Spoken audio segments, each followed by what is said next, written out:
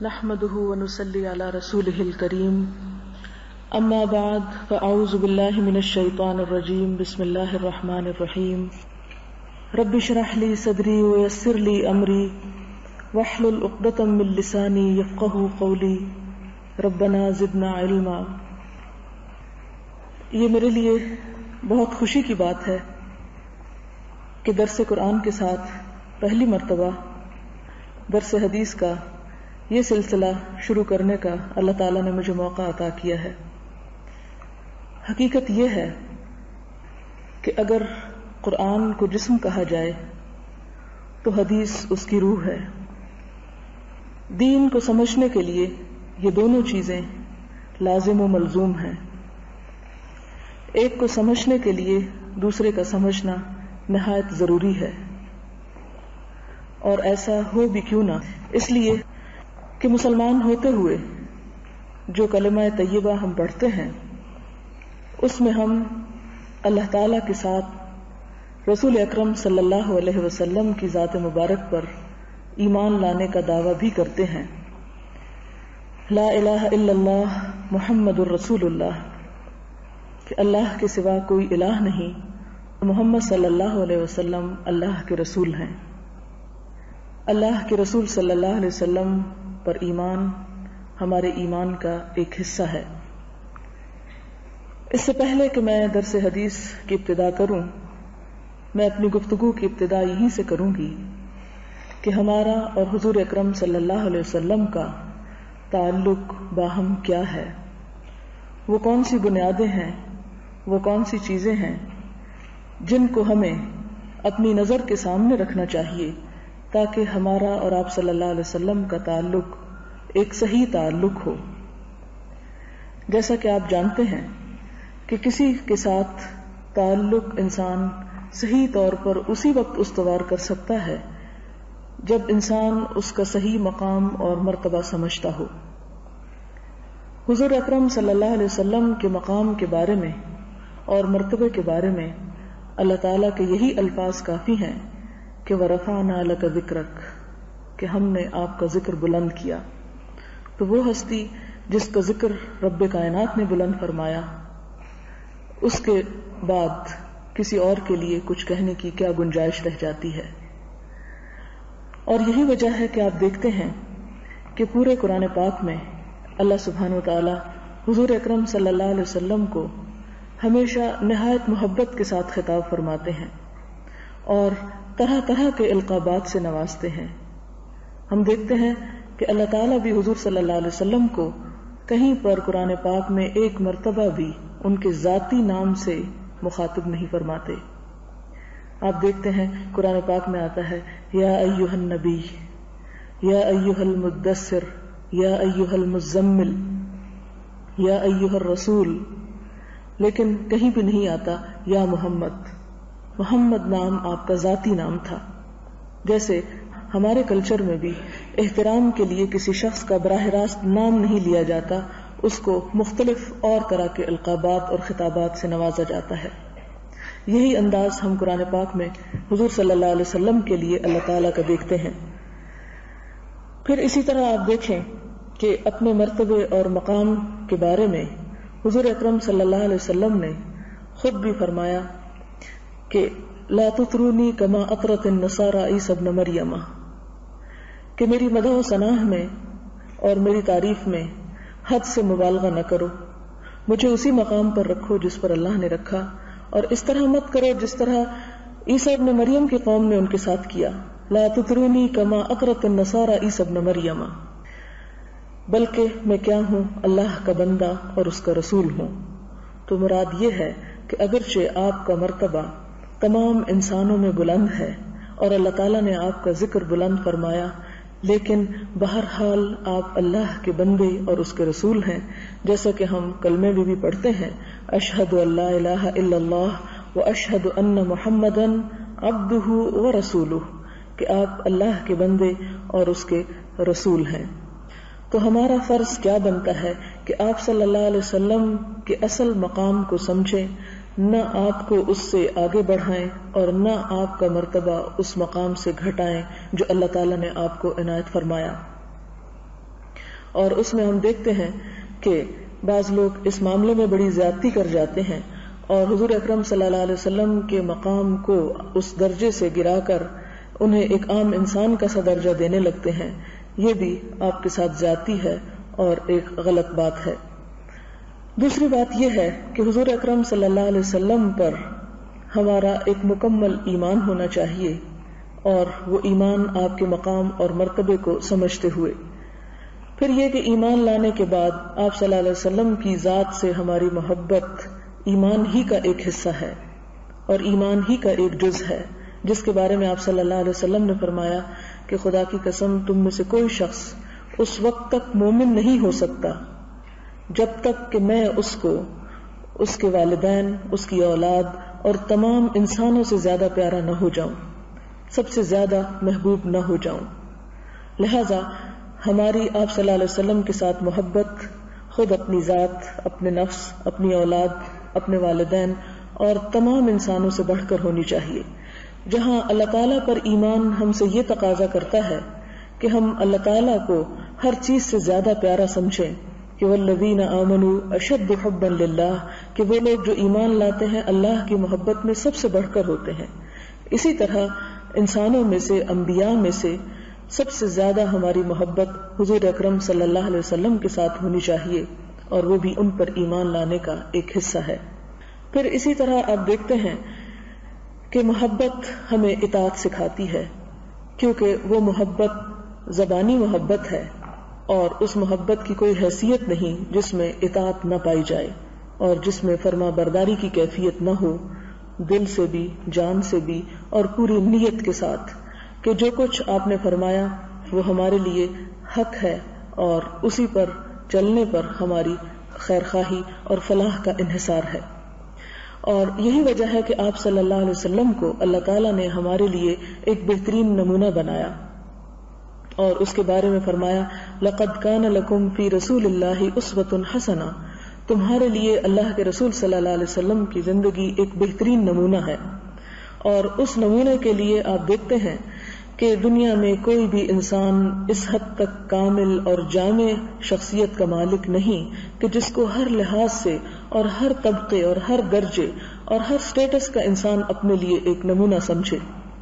آپ دنیا کے باقی مشہور لوگوں کے بارے میں دیکھیں کہ جنہیں دنیا ہیرو سمجھتی ہے اور ان کو بہت چاہتی ہے، لیکن آپ دیکھیں گے کہ ان کی زندگی کے چند ظاہری پہلوؤں کے سوا وہ لوگوں کے لیے نمونہ نہیں بن سکتے. اس میں آپ دیکھیں بڑے بڑے کھلاڑی ہیں تو زیادہ سے زیادہ لوگ ان کے لباس کی، ان کی کھیل کی، ان کی چند ایک عادات کی نقل کرنے کی حد تک ان کا اتباع کریں گے، لیکن اس سے آگے ان کی ذاتی زندگی دوسروں کے لیے کوئی نمونہ نہیں ہو سکتی. اسی طرح آپ دیکھتے ہیں کہ فلم کی دنیا میں بڑے بڑے لوگوں کو بہت شہرت ملتی ہے اور بہت ہر طرح سے لوگ انہیں چاہتے ہیں، لیکن آپ دیکھتے ہیں کہ ان کی ذاتی زندگی کسی کے لیے نمونہ نہیں ہوتی. لیکن حضور اکرم صلی اللہ علیہ وسلم کی ذات کے ساتھ آپ کی محبت اس بات کا تقاضا کرتی ہے کہ ہم آپ کی پرسنالٹی کو، آپ کی شخصیت کو اپنے لیے ہر لحاظ سے ایک مکمل نمونہ سمجھیں. اس میں آپ دیکھیں کہ ایک باپ کی حیثیت سے بھی نمونہ ہے، ایک بیٹے کی حیثیت سے بھی نمونہ ہے، ایک تاجر کی حیثیت سے بھی آپ نمونہ ہیں، ایک معلم کی حیثیت سے بھی آپ نمونہ ہیں، ایک فوجی جرنیل کی حیثیت سے بھی آپ ایک نمونہ ہیں، ایک اسٹیٹس مین کی حیثیت سے بھی آپ ایک نمونہ ہیں، اور ایک شوہر کے اعتبار سے بھی آپ ایک نمونہ ہیں. آپ کی ذات ہر پہلو اور ہر لحاظ سے اتنی مکمل ہے کہ اس کے مقابلے میں کسی اور نبی کی ذات بھی نہیں آئی. آپ جانتے ہیں کہ حضرت عیسیٰ علیہ السلام کے فالوورز، پیروکار اگرچہ دنیا میں بہت تعداد میں ہیں، لیکن ان کے لیے حضرت عیسیٰ علیہ السلام کی ذات ایک نمونہ نہیں ہے. مثلاً آپ دیکھیں کہ حضرت عیسیٰ علیہ السلام نے شادی نہیں کی تھی. اب اگر ان کی ذات نمونہ ہو عیسائی دنیا کے لیے تو وہ سب سے پہلا تو اسی بات کا تقاضا کرے گی کہ جس طرح انہوں نے کر کے دنیا کی ایک طرح سے زندگی گزاری باقی لوگ بھی اسی طرح کریں. لیکن ایسا کرنا ممکن نہیں. اگر کوئی ایسا کرنا شروع کر دے تو وہ مذہب خود بخود ختم ہو جائے گا. اسی طرح آپ دیکھتے ہیں کہ حضور اکرم صلی اللہ علیہ وسلم کی ذات کے وہ حصے اور آپ کی شخصیت کے وہ پہلو اور آپ کی خاص الخاص ذاتی زندگی کی وہ باتیں احادیث کی کتابوں میں ملیں گی جو کسی بھی دوسرے انسان کی زندگی کی آپ کو نہیں ملیں گی، اور جن کا ذکر کرنا عام طور پر بہت معیوب بھی سمجھا جاتا ہے، لیکن چونکہ اللہ تعالیٰ نے آپ صلی اللہ علیہ وسلم کو ایک مکمل نمونہ بنا کر بھیجا، لہٰذا اگر ہم آپ سے دین کو نہیں سیکھیں گے تو کس سے سیکھیں گے؟ اس لیے اس چیز کو حضور اکرم صلی اللہ علیہ وسلم نے بعض اوقات خود بھی بتایا، اور بعض اوقات آپ سے سوال بھی کیے گئے، بعض اوقات آپ کے ازواج مطہرات سے بھی ایسی چیزوں کے بارے میں پوچھا گیا کہ جن کو عام طور پر پبلک لائف میں ڈسکس نہیں کیا جا سکتا، لیکن ان سب چیزوں کی اجازت اور روایت اسی لیے جائز رکھی گئی کہ اگر ان سب چیزوں پر تاریکی کا ایک پردہ ڈال دیا جائے تو ہماری وہ زندگی جو ہماری ایک آدھی زندگی ہے اس کے بارے میں ہم صحیح طرز عمل اختیار نہیں کر سکتے۔ پھر اسی طرح آپ دیکھتے ہیں کہ آپ کی محبت ہمیں اطاعت کی طرف بلاتی ہے، لیکن آپ کی شخصیت پرستی کی طرف نہیں، یعنی اس میں فرق ہے۔ آپ کی اطاعت بطور ایک رسول ہوگی، بطور ایک ذات نہیں ہوگی، اور اسی حیثیت کو نہ سمجھنے کی وجہ سے عموماً مسلمانوں کے ہاں پھر بہت سی ایسی غلط فہمیاں اور ایسے غلط عقائد جنم لیتے ہیں کہ جس سے پھر وہ سیدھے رستے سے دوسری طرف مڑنے لگتے ہیں۔ جس طرح آپ دیکھتے ہیں کہ قرآن پاک میں حضور صلی اللہ علیہ وسلم کے بارے میں یہ فرمایا گیا اس موقع پر جب جنگ احد کے بعد مسلمانوں کی ہمتیں بہت پست ہو گئیں یہ خبر سن کر کہ آپ صلی اللہ علیہ وسلم شہید ہو چکے ہیں، تو اس پر اللہ تعالیٰ نے فرمایا وَمَا مُحَمَّدٌ إِلَّا رَسُولٌ قَدْ خَلَتْ مِن قَبْلِهِ الرُّسُلُ أَفَإِن مَّاتَ أَوْ قُتِلَ انقلبتم عَلَىٰ أَعْقَابِكُمْ، کہ محمد صلی اللہ علیہ وسلم اس سے زیادہ اور کچھ نہیں کہ وہ ایک رسول ہیں، آپ سے پہلے بھی بہت سے رسول گزر چکے ہیں، کیا بھلا اگر وہ مر جائیں یا قتل کر دیے جائیں تو تم اپنی پاؤں پہ الٹا پھر جاؤ گے، اپنی ایڑیوں پر پلٹ جاؤ گے، یعنی اسلام کو چھوڑ دو گے، اللہ کی اطاعت کو چھوڑ دو گے؟ نہیں، ایسا نہیں ہو سکتا، اس لیے کہ آپ صلی اللہ علیہ وسلم کی ذات نہ صرف یہ کہ اپنے دور کے لوگوں کے لیے بلکہ رہتی دنیا تک کے لوگوں کے لیے نمونہ ہے۔ اسی لیے فرمایا کہ وما ارسلناک الا رحمتا للعالمین، کہ ہم نے آپ کو تمام جہان والوں کے لیے رحمت بنا کر بھیجا، اور یہی وجہ ہے کہ صحابہ کرام کو اس بات کا پابند قرار دیا گیا کہ وہ آپ کی زندگی میں بھی اور آپ کے جانے کے بعد بھی آپ کی اطاعت اور آپ کی محبت اور آپ پر ایمان اور آپ کا احترام جو ہے اس کو لازم پکڑے رکھیں۔ پھر اسی طرح ہم دیکھتے ہیں کہ شخصیت پرستی کا جہاں تک تعلق ہے، یہی وجہ ہے کہ ہمارا نام مسلمان رکھا گیا، محمدنز نہیں رکھا گیا۔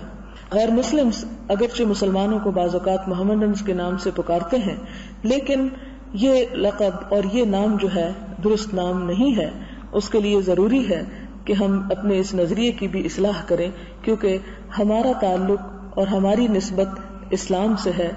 آپ صلی اللہ علیہ وسلم کے پیغام سے ہے، اس دین سے ہے، اور اس میں آپ کی حیثیت ایک مرکزی حیثیت ہے اور ایک بہترین ماڈل کی حیثیت ہے، اور آپ کے ہر نقش قدم پر چلنا ہمارے لیے باعث سعادت ہے۔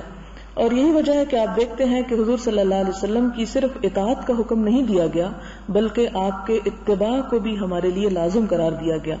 اطاعت ہوتی ہے ان کاموں میں جن کا آپ نے حکم دیا ایسا کرو اور ایسا نہ کرو، لیکن اتباع یہ کہ ان کاموں میں بھی آپ کو فالو کیا جائے جس کے بارے میں آپ صلی اللہ علیہ وسلم نے زبان سے بول کر حکم نہیں دیا بلکہ اپنے طرز عمل سے کام کر کے دکھایا۔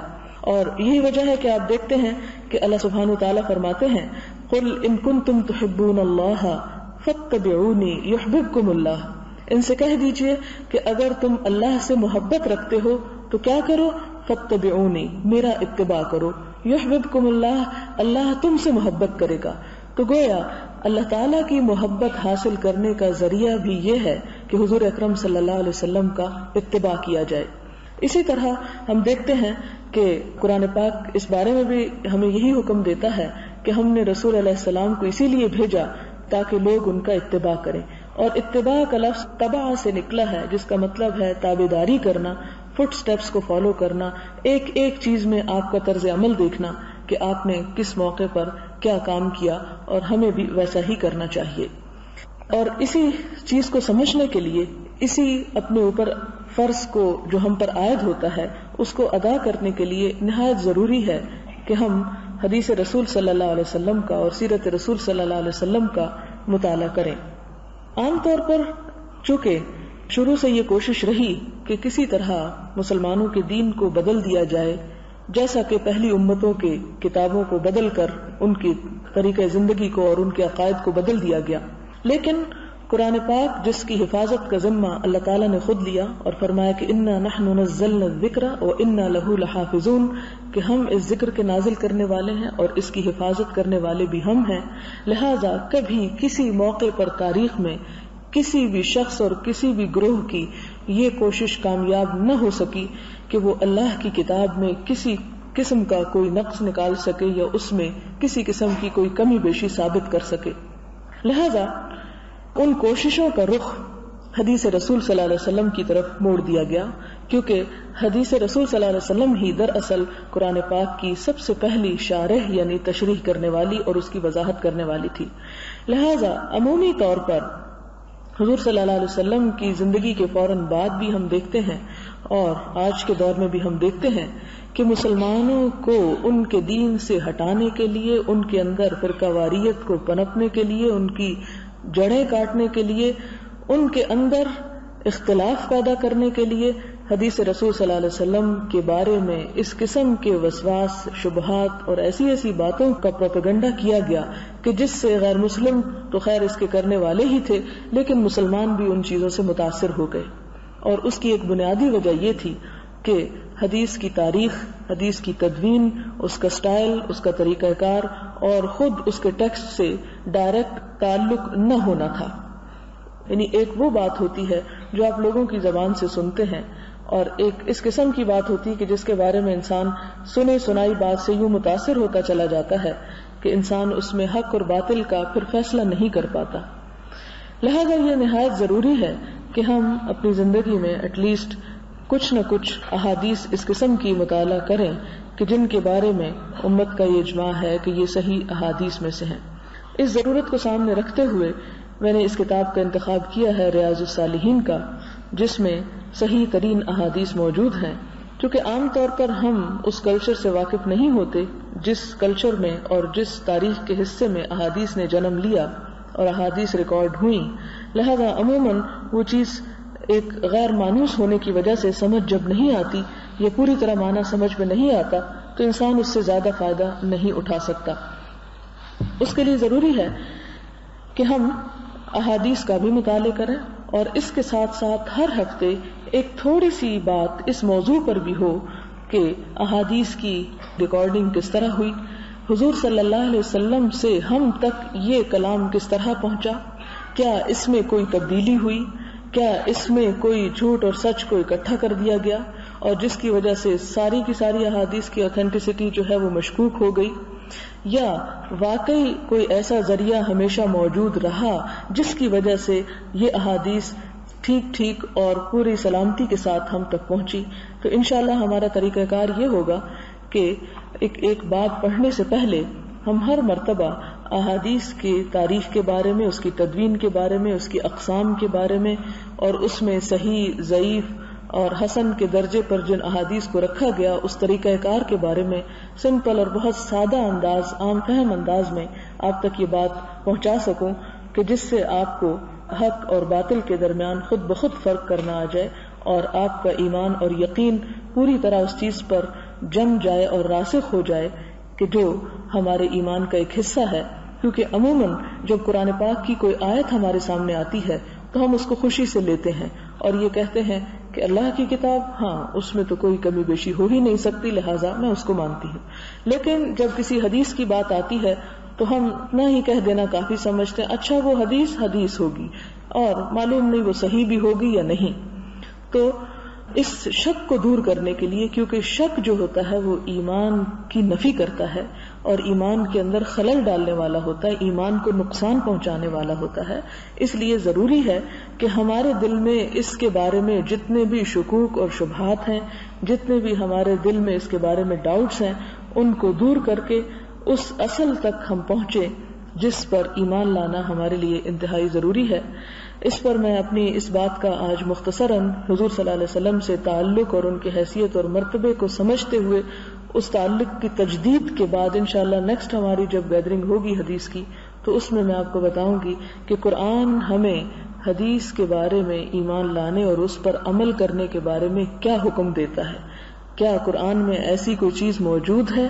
جو ہم پر بطور مسلمان اس بات کو لازم قرار دیتا ہو کہ ہم قرآن کے ساتھ حدیث کو بھی دین کو سمجھنے کے لیے استعمال کریں. تو انشاءاللہ اس پر نیکسٹ ٹائم بات ہوگی. اب ہم کچھ حصہ حدیث کا پڑھ لیتے ہیں. اس میں ایسا ہے کہ آپ اپنی اپنی کتابیں کھول لیجئے. پہلا باب الاخلاص و احضار النیت کے بارے میں ہے. اخلاص اور نیت کا حاضر رکھنا یا حاضر کرنا. ہم دیکھتے ہیں کہ محدثین کی یہ عام روایت رہی ہے کہ اپنی کتاب کی ابتدا وہ نیت کے باب پر مشتمل احادیث کے ساتھ کرتے ہیں. اس کی وجہ یہ ہے حضور اکرم صلی اللہ علیہ وسلم کا وہ مشہور قول جو یہاں آپ پڑھیں گے کہ انما الاعمال بالنیات، کہ تمام اعمال کی قبولیت کا دار و مدار نیت پر ہے. اگر نیت درست ہے تو عمل درست، اور اگر نیت خراب ہے تو درست عمل بھی انسان کے لیے ناکامی کا باعث بن سکتا ہے. اور جیسا کہ آپ سب جانتے ہیں کہ خلوص اور اخلاص ایک ایسی چیز ہے کہ جو ہر انسان کو متاثر کرتی ہے اور ہر انسان اس کا متلاشی ہے. اور خاص طور پر آج کی اس دنیا میں اگر ایک بد اعتمادی کی فضا ہے ہمارے ہاں تو اس کی بھی بنیادی وجہ یہ ہے کہ ہماری نیتیں خراب ہو گئی ہیں. اور ہم دیکھتے ہیں کہ ہمارے سلف صالح کے اندر، ہمارے قدیم علماء کے اندر سب سے زیادہ فکر جس بات کی ہوتی تھی وہ نیت کی اصلاح اور خلوص اور اخلاص پیدا کرنے کی ہوتی تھی. لہذا یہاں پر بھی، اور بخاری کو بھی آپ دیکھیں اور بھی حدیث کی کتابوں میں آپ دیکھیں گے کہ پہلا چیپٹر جو ہے وہ نیت کے درست کرنے کے بارے میں اس کی تاکید کے لیے مختلف احادیث پر مشتمل ہے. ریاض الصالحین اس کتاب کا نام ہے. اس کا پورا نام ہے ریاض الصالحین فی کلام سید المرسلین. ریاض روضہ کی جمع ہوتی ہے اور روضہ کہتے ہیں باغ کو. صالحین صالح کی جمع ہے جس کا مطلب ہے نیک لوگ. تو ریاض الصالحین نیک لوگوں کے باغ، یہ بہت خوبصورت نام ہے اس اعتبار سے کہ اس باغ کے اندر ایسے ایسے پھل آپ کو ملیں گے، ہر ذوق اور ہر مزاج اور ہر طرح کی تاثیر رکھنے والے. یعنی اس میں پھول بھی ہوں گے اور پھل بھی ہوں گے. اور جس طرح ایک باغ اپنے اندر بے پناہ حسن رکھتا ہے اور اس کی رنگا رنگی انسان کو اپنی طرف کھینچتی ہے، بالکل اسی طرح اس کتاب کی احادیث رنگا رنگ بھی ہیں اور اس میں مختلف چیزیں ہیں. کچھ پھول ہیں، کچھ پھل ہیں، کچھ پتے ہیں.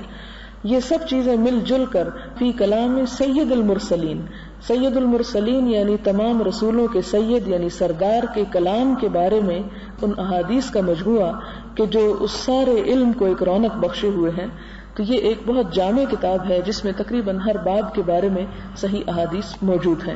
اس کتاب کی ایک اور خوبی یہ ہے کہ یہ احادیث شروع کرنے سے پہلے قرآن پاک کی 2-3 آیات یا ایک آیت سے بھی استدلال کرتے ہیں کہ اس باب کے بارے میں اللہ تعالیٰ کیا فرماتے ہیں.